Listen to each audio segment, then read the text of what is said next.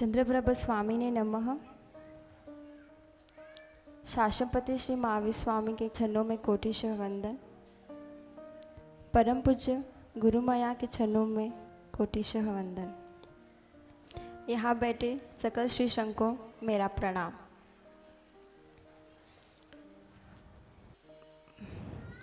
बचपन में मम्मी ने कहा था कि जब वो छोटे थे तब उनको दीक्षा के भाव हुए थे थोड़े से, पर उस टाइम इतना धर्म नहीं था और इतने साध्वी जी भगवान विचरते नहीं थे राजस्थान में। तो उन्होंने एक बार नाना जी को कहा कि मारे दीक्षा लेनी है, तो नाना जी ने तो एक थप्पड़ दे दी। मम्मी तो चुपचाप बैठ गए, कभी बोला ही नहीं आगे। पर मन में था मम्मी के कि अगर शादी के बाद मेरी बेटी होगी तो मैं उससे प्रोत्साहित करूंगी कि वो दीक्षा ले।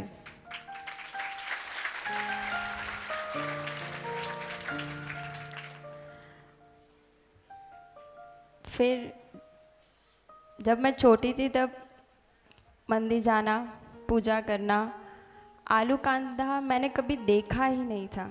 मम्मी ने कभी घर में लाए ही नहीं। बचपन में ही नियम दे दिया था कि आजीवन जमीन कन का त्याग है, और मुझे कुछ पता ही नहीं। मैंने तो हाथ जोड़ भी दिए थे, मुझे पता ही नहीं कि आलू क्या होता है और कांदा क्या होता है। 10th स्टैंडर्ड में एक बार मेरे फ्रेंड ने ला के दिया कि डिंकी एक बार देख ले आलू क्या है और कांदा क्या, कभी भूल से तू खा लेगी तो क्या होगा। 10th में पता चला कि आलू ये और कांदा ये है। कपड़े का बहुत शौक था, मम्मी को भी बहुत था। एक कोई नई चीज़ मार्केट में आई नहीं जो मम्मी ने मेरे को लाके नहीं दी हो, और मुझे भी पहनने का बहुत शौक। वेस्टर्न का तो मैं दीवानी थी। पापा मेरे लिए मुंबई जा के शॉपिंग करते थे। जो भी ड्रेस हो उसके ही मैचिंग शूज़ और शॉक्स चाहिए ही चाहिए मुझे, और चेन्नई में कॉमन ना हो जाए इसके लिए मुंबई से जाकर लेकर आते थे। कभी भी बाहर जाए संडे को तो मेरा ड्रेस कैसा होना चाहिए वो ही पहले होता था, और उसके ऊपर कौन से शूज़ पहनने चाहिए उसके ऊपर डिस्कशन।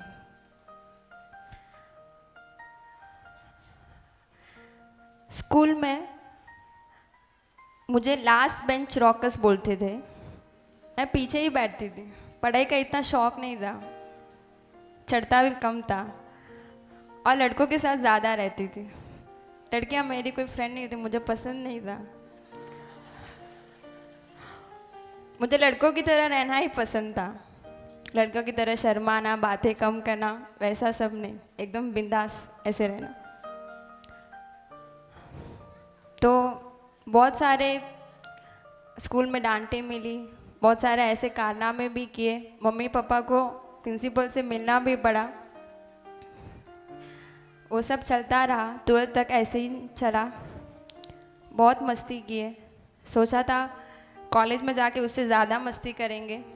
मेरे सारे फ्रेंड्स JSS कॉलेज में गए, जैन कॉलेज। मैंने सोचा मैं हरगिज़ जैन कॉलेज में नहीं जाऊँगी, वहाँ पर चूड़ीदार पहनना पड़ेगा, मुझे चूड़ीदार नहीं पहनना। बाकी सारे मेरे फ्रेंड्स JSS में गए थे, मैं अकेली एतिराज कॉलेज में गई थी, ताकि थोड़ा सौकापेट से दूर है, पता नहीं चलेगा वहाँ कॉलेज जा रहे कि कहाँ जा रहे। आराम से बंक मार सकते हैं, मेन वेस्टर्न ड्रेस पहनने को मिलेगा, वहाँ पे सब अलाउ था। बट एडमिशन हो गया कॉलेज का, और जो कॉलेज स्टार्ट होने का टाइम था और जो वो पीरियड था उसमें मेरा यू टर्न आ गया। एक बार गए तो मुझे भी नहीं पता कि वो यू टर्न कैसे आया। मेरी एक फ्रेंड मुझे उपाश्रय लेकर गई। बचपन से तो संस्कार थे ही कि जैन धर्म ही मात्र हमारा धर्म है, और 24 तीर्थंकर ही हमारे तीर्थंकर हैं, और पंचमहवधारी ही हमारे गुरु हैं। इतना तो पक्का मम्मी ने मुझे पिट पैट करवा ही दिया था। पर कभी उपाश्रय मैं नहीं गई थी। मंदिर रोज जाती थी, उपाश्रय कभी नहीं गई। डर लगता था साध्वी जी माँ साहब से कुछ कर लेंगे तो कभी गई नहीं। वो मेरी फ्रेंड ने मुझे उपाश्रय लेकर गए। एक दो बार तो वो जाती थी, मैं बाहर ही बैठी रहती थी। तो साहिब जी ने उनको पूछा, ये अजय ने क्या, अंदर क्यों नहीं आती है? तो नहीं है तो जैन, तो क्या अंदर बुलाओ। फिर एक बार अंदर गई, वो पढ़ाई करते थे, मैं तो देखती थी, मुझे पढ़ाई नहीं करनी थी। 2 बार गई, 3 बार गई, ऐसे ऐसे जाके वहाँ के जो परमाणु मुझे लगे, उन्होंने कुछ कहा नहीं, मैंने भी कुछ नहीं कहा, पर वहाँ के जो परमाणु मुझे टच करके गए, उससे शायद मेरा यूटर्न आ गया। उनकी जो दिनचर्या देखी मैंने, गुरु के प्रति जो विनय देखा, वडीलों के प्रति जो विनय, छोटे माँ साहब हो के बड़े माँ साहब हो, जो उनकी व्यावच, जो उनकी स्वाध्याय की शैली मैंने देखी, वो देखकर मुझे बहुत अच्छा लगा। फिर पछताने लगी, अरे यार मैंने एतिराज कॉलेज में एडमिशन क्यों लिया, अभी मैं कैसे, वहाँ पे टाइमिंग थी 11:30 to 5, रात्रि भोजन, वहाँ से आने के बाद कैसे होगा, ये सब बहुत प्रॉब्लम हो गई थी। पर इतना भी श्योर नहीं था कि नहीं दीक्षा लेनी, अब तक थोड़ा 50-50, देखेंगे आगे और क्या होता है। फिर हमारे मंडल से पहले सिर्फ संगीत मैनेजमेंट में ही मैं थी, एक बार दीदी ने मुझे विहार में भेजा। विहार में ऐसा था कि 3 दिन साथ में ही रहना साहिब जी के, और विहार भी करना, और अगर आगे व्यवस्था न हो तो गोश्री पाने की व्यवस्था भी हम ही करना वहाँ आगे जाकर। तो 3 दिन वहाँ पे रहने को मिला।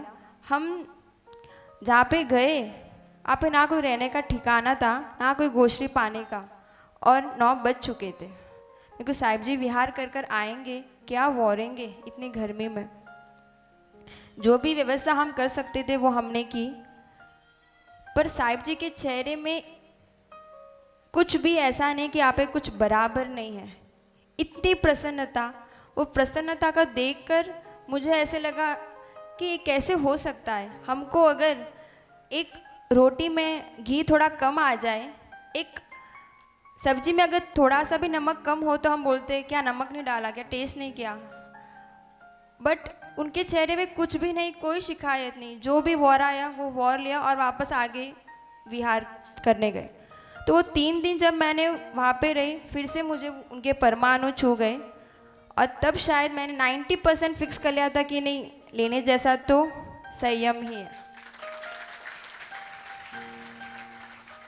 और मंडल में दीदी के मुंह से सुना था कि तेरे को दासी बनना है कि रानी, और मुझे दासी बनने का कोई शौक नहीं, मुझे रानी ही बनना है, इसके लिए मैंने संयम मार्ग अपनाया था।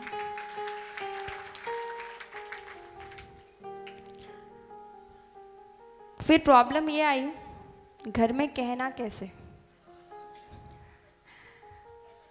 ऐसा था कि मेरी 7 बुआएं, 3 चाचाएं, लड़की किसी को भी नहीं थी, मैं एक ही बहन थी, दादी की लाडली थी। घर पे कहूँ तो कहूँ कैसे, अंदर तो बहुत घुटन हो रही है, घर में रहा नहीं जा रहा है, पर बोलने की हिम्मत भी नहीं। क्यों आज तक कभी सामने बोलने का मौका मिला ही नहीं, क्योंकि जो भी मांगा है हाजिर हो चुका है, तो मैं बोलूँ भी क्यों। तो वो कैसे बोलूँ कि मुझे दीक्षा लेनी है। एक बार यहाँ से 4 महीने का सरिपाली संघ निकला था, चेन्नई से पालितना, उसमें हम 10 दिन के लिए व्यावच के लिए गए थे अपने मंडल से। तो 10 दिन के व्यावच करने का वो सब मौका मिला। उस टाइम आचार्य माँ साहब, हेमचंद्र सागर सुरेश्वर जी माँ साहब ने मुझे नियम दिया कि जब तक दीक्षा न लो तब तक मूल से मिठाई का त्याग, संपूर्ण मिठाई का त्याग। और मैंने ले ली, तब तो कुछ सोचा नहीं, और हाथ जोड़ के मिठाई का त्याग ले ली। संग के बाद घर पे आई, मम्मी पापा ने देखा इसके रंग ढंग कुछ बदले हुए हैं, कुछ बोलती नहीं है, करती नहीं है, मैं रूम बैठी रहे, ठाने का करे आपको दिन। मिठाई का त्याग बोले तो हमारे घर में जैसे पहाड़ टूट पड़ा हो। मेरे को मिठाई इतनी भाती है कि तीनों टाइम मिठाई चाहिए तो चाहिए, अगर मिठाई नहीं हो तो मैं गुड़ खा लेती हूँ, लेकिन मिठाई चाहिए। कैसे भी करके इतने दिन तो अवॉइड किया मम्मी पापा को, हाँ मैंने खा लिया ऐसे ही। हमारे घर में एक छोटा सा सिस्टम है, नाश्ता साथ में ही करना, कुछ भी हो नाश्ता साथ में ही करना चाहिए। 8:30 शाम कहीं पे भी हो, लेकिन घर पे आ जाना। तो एक बार ऐसा हुआ, संडे था, अजब के जलेबी फाफड़ा घर पे आए थे, मेरे बहुत फेवरेट। सब साथ में कर रहे थे, मेरी प्लेट में भी जलेबी आई। अभी खाओ कैसे, मेरे तो पचकान है। सब देख रहे हैं मेरे को, खा क्यों नहीं रही है। सब हो गया, सब खा लिया, वो जलेबी ऐसी प्लेट में साइड में पड़ी है। फिर पापा ने पूछा जलेबी क्यों नहीं खाती, आधो घंटे और प्लेट में जलेबी पड़ी है। खाओ खाओ का खाओ खाओ। फिर ऑलरेडी इतने दिन से मुझे घुटन हो ही रही थी कि मुझे बोलना है, मुझे जाना है यहाँ से, मुझे बोलना है, मुझे जाना है, पर कोई तो ऐसा कुछ मैं मिले कि मैं मेरा मुंह खुल सके पापा के सामने कि मुझे माँ साहब के पास जाना है या मुझे दीक्षा लेनी है। उनको मालूम पड़ गया था मेरे रंग ढंग से, बट मैंने बोला नहीं और उन्होंने भी कुछ पूछा नहीं। फिर उस दिन तो मैंने बोल ही दिया जोर से, मारे तो दीक्षा लेनी है, मंठा नहीं, मैंने माँ साहब पाड़े में लो। पापा तो है वो का एकदम ऐसे। मम्मी तो अंदर रूम में जाके रोने लग गई। वो टाइम बहुत मुश्किल था, बोलना आता नहीं, मनाना आता नहीं, कैसे करना। मम्मी की मन में इच्छा थी कि दीक्षा लेना है, बट इतनी हिम्मत नहीं हो रही थी, और पापा तो मना में ही थे। फिर तो ऐसे बस दिन चल रहे थे। आराधना में कभी भी मम्मी पापा ने मुझे रुकावट नहीं दी, देखो जो करना है वो कर, पर दीक्षा की बात नहीं करनी। तो बस ठान लिया उस दिन, भगवान को कहकर आ गई कि मैंने तो ठान ही लिया है कि दीक्षा ही लेनी है, कब देनी है वो आपके ऊपर है, मम्मी पापा के ऊपर है, मुझे कुछ नहीं पता। मैं तो कुछ बोलूँगी नहीं, सिर्फ करूँगी। ऐसे ही दिन चलते गए। परम पूज्य साध्वी श्री मेघ वर्षा श्री जी माँ साहब, परम पूज्य साध्वी श्री आनंद वर्षा श्री जी माँ साहब ने मेरे अंदर संयम का बीज भी बोया। उनसे मैंने बहुत कुछ सीखा है, वो मेरे बहुत उपकारी है। फिर परम पूज्य साध्वी जी श्री दर्शन प्रभा श्री जी माँ साहब का चातुर्मास चेन्नई में हुआ, क्रिया भवन में। मैं उनके पास नहीं जाती थी, मैं सिर्फ मंदिर जाती थी। वो माँ साहब मुझे देखते थे कि यार लड़की वंदन करवा क्यों नहीं आती है। मम्मी उनके पास जाते थे, मम्मी को वो बहुत अच्छे लगने लगे। रोज़ जाते थे, रात को 9:30 बजे तक घर पे आते थे। जब मैं बोलती मुझे माँ साहब के पास जाना है तो मुझे नहीं भेजते थे, खुद जाते थे। फिर मम्मी ने उनको मेरी सारी बातें बोल दी थी। वो माँ साहब सोचते थे आ दीक्षार्थी है, कतरी घमंडी है, वंदन करवा पर नहीं आवती। ऐसे दिन गए। एक बार पौषध लिया था, चातुर्मास 14 क्रिया भवन में, पूरा दिन उपाश्रय में थी। बस एक बार वंदन करने गई, बाकी कुछ बात नहीं की। और माँ साहब ऐसे ही देखते थे मुझे, क्योंकि मेरे बारे में सब जानते थे, मम्मी ने सब कुछ बोल दिया था उनको। ऐसे ही दिन 4 महीना माँ साहब यहाँ पे थे, मैंने एक बार भी मैं उनको वंदन करने नहीं गई। फिर उनकी निश्रा में शिविर हुआ केसरवाड़ी में। मैं मंडल में 10 साल से थी, पर कभी मैंने मैनेजमेंट किया है, पर कभी हिम्मत नहीं होती थी कि आगे आके कुछ काम करूं। शायद वो शिविर गुरु मिलन था, इसके लिए वो शिविर पता नहीं, रमिला दीदी ने सब कुछ मुझे ही दे दिया कि थारी संग हैंडल करना है। और उस मैनेजमेंट के रिलेटेड से सारी बातें मुझे बड़े माँ साहब से ही करनी पड़ती थी। ऐसे बातें करते करते शिविर के दौरान मैं उनसे इतने क्लोज आ गई कि उनको छोड़ने का मन ही नहीं हुआ। बस तब सोच लिया था कि अगर दीक्षा लूँगी, अगर समर्पण होना है तो इनको होना है। उनके चेहरे को देखकर ही कुछ ऐसा लगता था कि कोई तो मैग्नेट है उनके पास जो हमको उनकी तरफ खींच रहा है, और मैं बस खींची चली गई उनके पास।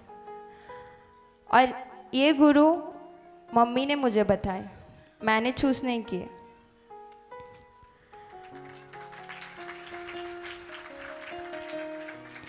ऐसे ही दिन गए। फिर मम्मी ने पापा को मनाया, मैंने नहीं मनाया। मम्मी मीडिएटर थे, मैं मम्मी को बोलती थी, मम्मी पापा को बोलते थे, पापा मम्मी को बोलते थे, फिर मम्मी मुझे बोलते थे कि पापा यू क्यों है, मन ठाने। ऐसे ही हुआ। कॉलेज पूरी गई। पापा को लगा कि यतिराज कॉलेज में गई है, नया फ़ोन दिया है, मेरे को बाइक भी दे दी थी। नहीं, कि तू जा स्कूटर में ही जाना, ऑटो में नहीं जाना, बस में नहीं जाना, स्कूटर में जाना। एक्टिवा भी दे दी थी, लगा कि शायद बदल जाएगी यतिराज कॉलेज में। पर मैं जब भी कॉलेज जाती थी मेरे सारे फ्रेंड्स बंक मारते थे, मैं भी मारती थी, लेकिन मैं उपाश्य जाती थी। 3 साल मैं बंक मार मार के उपाश्य ही गई हूँ। मम्मी को शायद आज तक भी पता नहीं है। फिर कंप्लीट हुआ कॉलेज, और पता नहीं गुरु का आशीर्वाद बोलो या क्या, मम्मी पापा ने सामने से ही कहा, माँ साहब बिहार करके नेल्लूर चले गए थे, परम पूज्य साध्वी जी से दर्शन प्रभा जी माँ साहब। कॉलेज पूरी हुई, कुछ देर बाद मम्मी पापा ने कहा चल माँ साहब का प्रवेश है नेल्लूर में, हम चलते हैं। पूरा परिवार मेरे गुरु को देखने गया था कि जिस गुरु को अपनी बेटी देनी है उस गुरु को देखने तो जाए, जैसे सब जन लड़के देखने जाते हैं ना वैसे। बस उस टाइम पूरा परिवार ने, मेरे दोनों भाई, मेरे जो भैया है ना वो बोलते थे, उसने कभी मुझे रोका नहीं, वो कहते थे कि राइट तो संयम ही है, मैं नहीं ले सकता पर तू ज़रूर लेना। उन्हें कभी भी रोका नहीं कि डिंकी तू यूँ मत कर के घर अतरा झगड़ा मत गाल के था दीक्षा लेनी है। जो हर बार मुझे सपोर्ट किया, भले सामने नहीं बोला होगा पर बैक साइड से हर बार उसका सपोर्ट आया। और गौरव मेरा छोटा भाई, उसकी तो मैं क्या बात करूं, वो अगर नहीं होता ना मुझे घर में अच्छा नहीं लगता। घर में क्या पूरी बिल्डिंग सूनी हो जाती है उसके बगैर, इतनी बातें करता है वो। फिर नेल्लूर गए और वहाँ से ही मेरे मुमुक्षुपने की लाइफ स्टार्ट हुई। संयम की आज्ञा मिलने के पहले शायद इतने कठिनाई नहीं आई जितनी आज्ञा मिलने के बाद में आई। मैं 7 साल साहिब जी के साथ रही। दीक्षा का मुहूर्त निकलने के बाद भी दीक्षा कैंसिल हो चुकी थी। मुझे जितना फील नहीं हो रहा था उतना उससे ज़्यादा मेरे मम्मी पापा और मेरे दोनों भाई को फील हो रहा था। वो समय बहुत कठिन था मेरे लिए।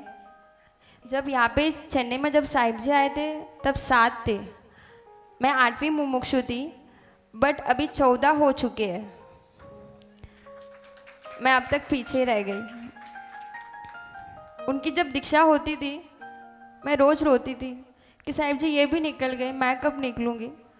मना किसी बात की नहीं थी, पर मेरे चारित्र मोहने कर्म में इतने दृढ़ थे कि वो टूट नहीं रहे थे। 7 साल ऐसे ही हुआ और फाइनली महासुद सातम फरवरी 1 वो दिन आ गया जिसका मैं बरसों से इंतज़ार कर रही थी।